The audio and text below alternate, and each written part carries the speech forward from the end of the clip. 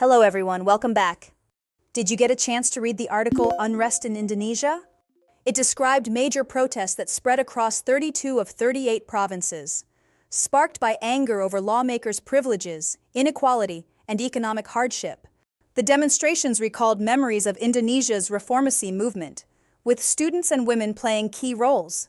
President Prabowo made some concessions, but critics say deeper problems remain. It's a powerful reminder of how protests reflect both history and demands for justice. We'll now take the first step by reflecting on a few quiz questions. Let's take a closer look at today's story by checking your understanding with a short quiz. You can pause if you need more time to think. Ready? Let's get started. First question, what issue first sparked protests in Jakarta? A. Housing allowances for lawmakers. B. Fuel price hikes. C. Rising student tuition. D. Internet restrictions. Take a moment to think about it.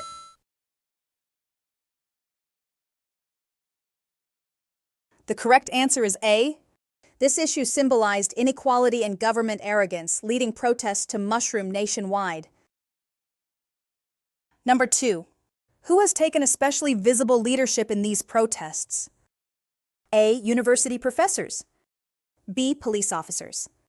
C. Women with symbolic marches. D. Retired soldiers.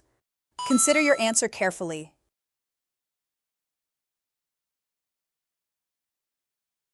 The correct answer is C. They carried brooms to represent sweeping away corruption and police abuse, becoming a striking image of peaceful resistance. Time for a quick true-false quiz. Number 3. Indonesia's reformasi movement in the 1990s had no influence on today's protests.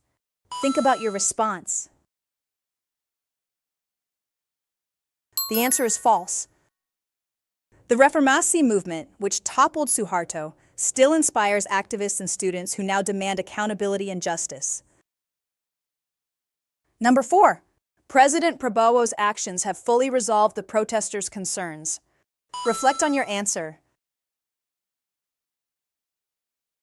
The answer is false.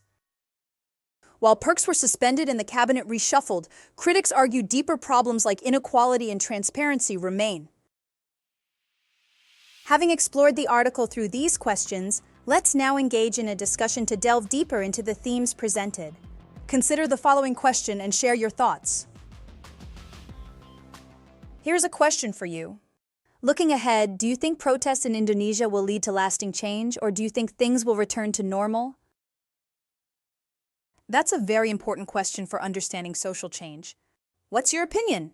Well, I believe the protests have the potential to create lasting change, but it depends on whether the energy is sustained.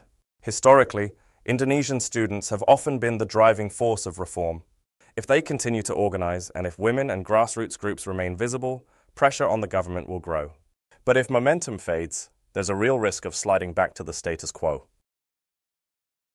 In addition, lasting change requires structural reforms, not just symbolic gestures.